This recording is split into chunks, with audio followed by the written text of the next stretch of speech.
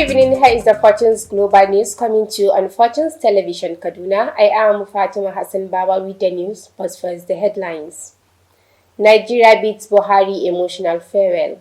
Turkey warns of new terrorist group Fethullah in Nigeria. And on foreign scene, 89 killed in Syria sectarian clashes. And in sports, Man City signed kit deal worth reported $1 billion. Stand by for these and more. President Bola Tinubu and Vice President Kashim Shettima led a galaxy of Nigeria's elites, including former President Sudaura, Katsina State, on Tuesday. President Bola Tinubu and Vice President Kashim Shettima led a galaxy of Nigeria's elites, including former President Sudaura, Katsina State, on Tuesday, to pay their final respects as the nation lay to the rest of ex-military head of state and two-term democratically elected President Muhammadu Buhari. Tinubu personally received Buhari's flag-draped remains at the Umar Musa Adwa International Airport in Katsina State shortly after 2 p.m. following its departure from London earlier that morning aboard the presidential aircraft on which Buhari rode during his 8-year tenure.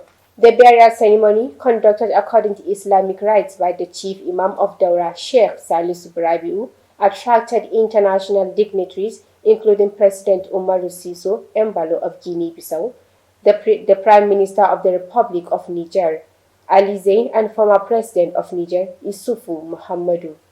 The Turkish government has warned that members of a terrorist group known as the Fethullah Terrorist Organization exist in Nigeria and also operate in other countries around the world. Turkish ambassador designated to Nigeria, Mehmet Paray, disclosed this on Tuesday night in Abuja at a dinner organized by the Turkish embassy to mark the country's democracy and national unity day. The news agency of Nigeria now reports that the ceremony is held annually to mark the July 15, 2016 failed coup in Turkey, which the so-called Fethullah terrorists allegedly orchestrated.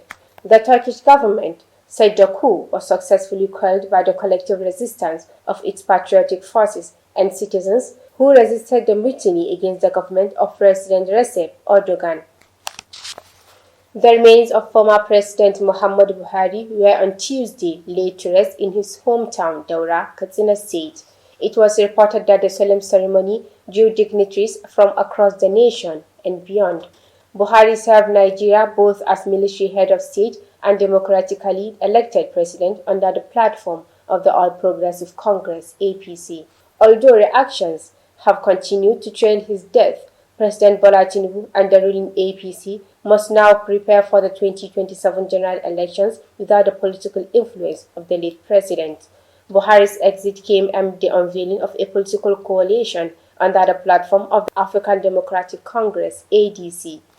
The coalition is led by former Vice President Atiku Abubakar, Rotimi Amechi, Nasir El-Rufai, Peter Obi, among others. The opposition has sworn the unseat Tinubu in the 2027 general election. Former military President General Ibrahim Badamasi Babangida has mourned former President Muhammadu Buhari, saying that Nigeria has lost a symbol, a man whose life embodied the transition of Nigeria from the old guard to the new republic. In a tribute, Babangida recalled how Buhari had been loyal and patriotic to Nigeria from the early days. Babangida said it is with a deep heart he received the news of the passing of a friend, brother, classmate, and a fellow soldier in the journey of nationhood. However, President Bola Ahmed Tinubu has directed relevant federal agencies to take all necessary actions to address the issues identified by the governments of the United States and the United Arab Emirates in their recent changes to visa issuance policies affecting Nigerian citizens. This was contained in a statement issued by the Special Advisor to the President on Information and Strategy, Mr. Bayo Onanuga, in Abuja on Tuesday. According to the statement, the United States government formally notified Nigeria that its decision to review visa privileges for Nigerian passport holders was informed by two key concerns: the growing incidence of visa overstays by Nigerian nationals and challenges in obtaining reliable access to applicants' records. Stakeholders have raised fresh concerns over the marginalization of women in Nigeria's political space, describing the situation as a major setback to democratic development and inclusive governance. Speaking at the premiere of a new documentary on women's political participation in Abuja on Monday, Dr. Fatima, director of the MacArthur Foundation, lamented the low representation of women in decision-making roles despite constituting nearly half of the country's population. Dr. Shetima stressed that women possess both the capacity and the time to engage actively in politics, adding that their contributions to national growth should not be underestimated. Death toll from the attack on the Jebu Binde village of Tahos district in Riom local government area of Plateau State on Monday night has risen above 30 from the initial 20 that was recorded. According to a reliable source, gunmen suspected to be Fulani militia invaded the community at about 11 p.m. and killed 20 people while an unspecified number were injured as residents fled the community for safety. The chairman and the publicity secretary of the Riom chapter of Coalition for the Protection of Democracy, Gideon Manjan and Gadu Daniel Dong, in his joint statement, said that heavily armed assailants carrying sophisticated weapons stormed the village when the people had retired for the night and carried out a house-to-house attack, killing innocent people, including women, children, and the aged who could not manage to escape. Katsina State Governor Dikko Umar Radda yesterday formally condoled with President Bola Ahmed Tinubu over the demise of former President Muhammadu Buhari. The governor, who sent the condolence message on behalf of himself, the traditional emirate council across the state, and the people of the state, described the former president's death as painful and the leader irreplaceable. The governor said Katsina State remained committed to the ideals of the late president. And on the foreign scene, at least 89 people were killed in the southern Syrian province of Sweda as clashes between Sunni Bedouin tribes and Druze fighters raged for a second day. As the violence escalated, Israel, which had previously warned that it would intervene in Syria to protect the Druze, said it struck several times in Sweden without providing further details. The fighting underscores the challenges facing interim leader Ahmed al-Shara, whose Islamist forces ousted President Bashar al-Assad in December in a country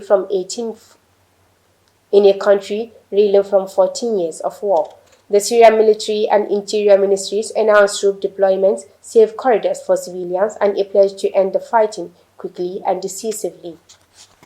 And in sports, Manchester City signs a blockbuster new kit deal with Puma worth a reported $1 billion over the next 10 years. City's extension of their contract with Puma ranks as the largest kit manufacturing partnership in Premier League history, having agreed a $65 million per year deal with the German company in 2019. City's new arrangement is believed to be worth $100 million per year until 2035, according to British media reports. That figure shatters the $90 million per year deal signed by Manchester United with Adidas in 2023. To end the news, a recap of the major headlines. Nigeria beats Buhari emotional farewell. Turkey warns of new terrorist group Fatullah in Nigeria. On the foreign scene, 89 killed in Syria sectarian clashes. And in sports, Man City signed key deal worth reported $1 billion. And that ends the news for the hour. On behalf of the news editor Balaribe Lawal Zaria, I am Fatima Hassan Baba, thanking you for investing your time.